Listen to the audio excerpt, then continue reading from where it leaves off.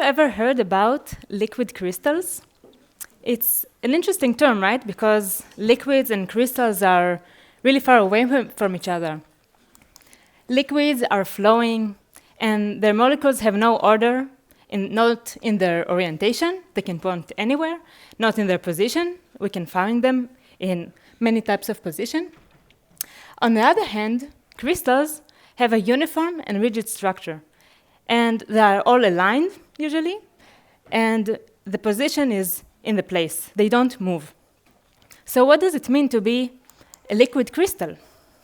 Apparently, until the late 19th century, it was not even known that such materials can exist. And it was found by accident, actually, by a botanic and chemist, an Austrian botanic chemist, that he discovered that there are materials that have both orientational order, but they can flow. So they're a bit like liquids and a bit like crystals. And apparently there are many, many materials that are in between those two. Some have only the orientational order, like the right one. Some have also a layered structure to them. I will be focusing on the smectic liquid crystals that have also orientational order and also layered structure.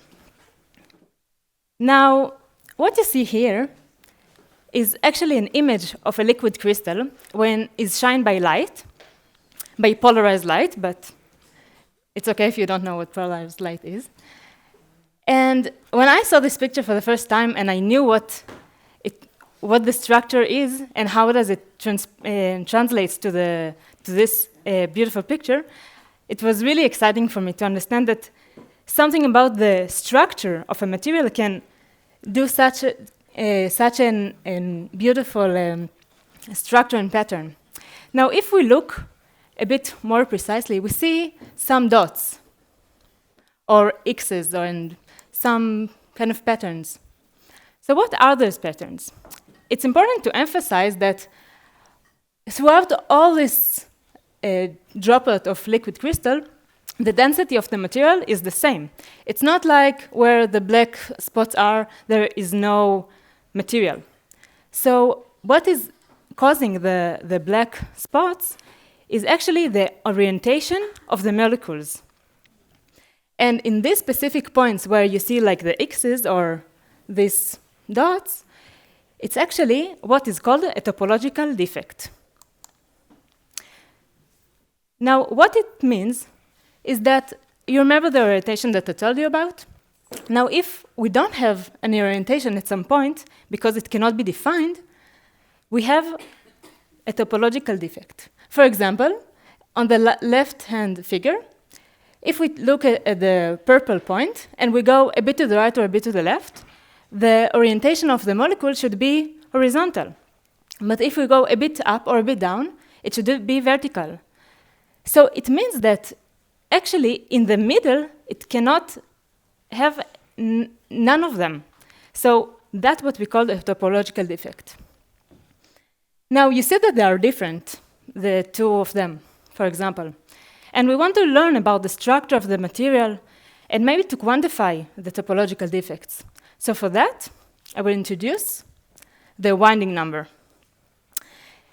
It is a way to calculate the topological defect, let's say the strength of it. It can be also charge, so if I say charge, you know what I mean. And it is the number of rounds that this two-headed arrow makes around itself when we transverse the point in a counterclockwise way. I will show more examples. In this case, it did one turn around itself. Here, I also painted it in black so you can see better what it makes. It did only a half a circle around itself.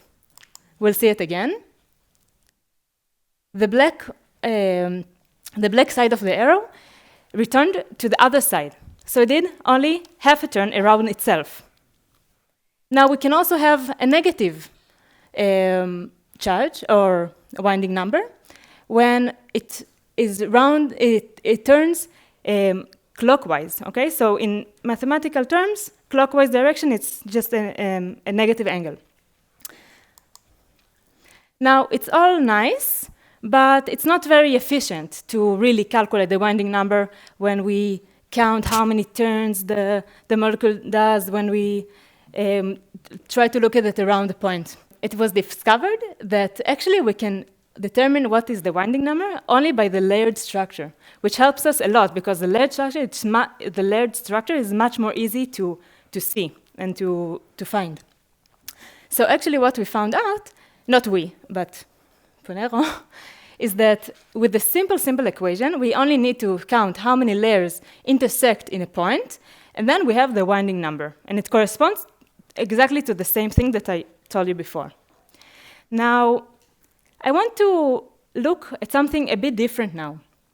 Until now, I told you things about the molecular scale. But we are interested more about the structure and the geometry of these things. So we don't want to limit ourselves only to real materials. We want to look also at what's called metamaterials, that is only what is only matters is the structure. So we can look also about our nails. I will show now a video, and I want you to think of what would be the outcome of this mixture.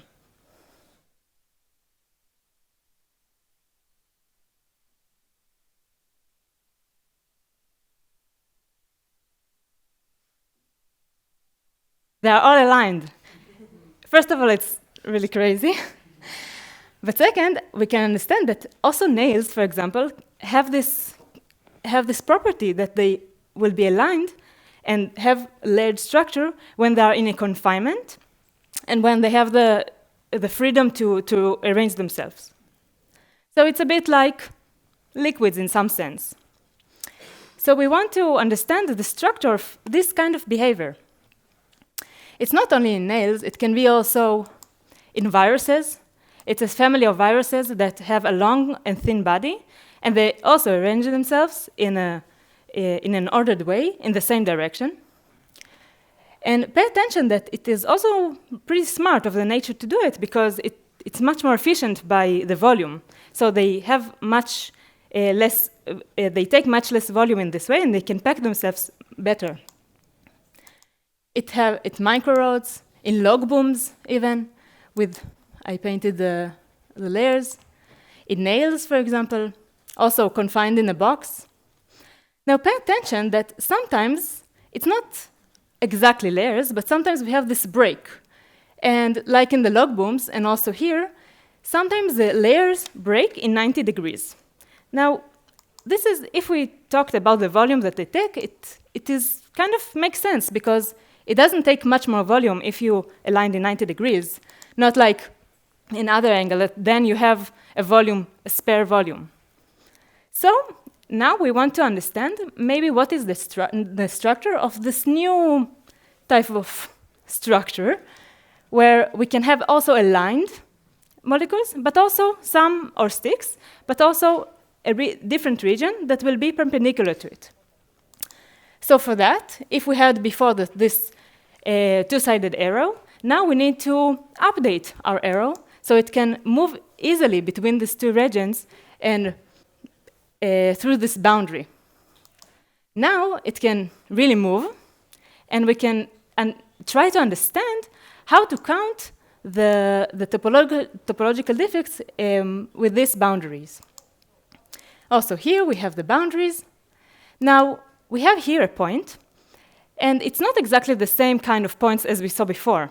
So we need a new method to understand what is the winding number of this point effect. Now, if we count the times that this arrow did around itself, if you saw the black arrow moved from the right hand to up, so it did a quarter of turn. So I expect that the winding number is 4. This is the solution. And we found out, my PI and I, when we worked on this for the last few months, and actually we found out a way with a really simple equation. You need to count the number of layers that intersect, the number of grain boundaries, or the boundaries that I talked about. And with this simple equation, we get to the same number. So it's not only this number specifically, it works in all numbers. It was a really nice foundation because it's very simple, and we can update the structure understanding.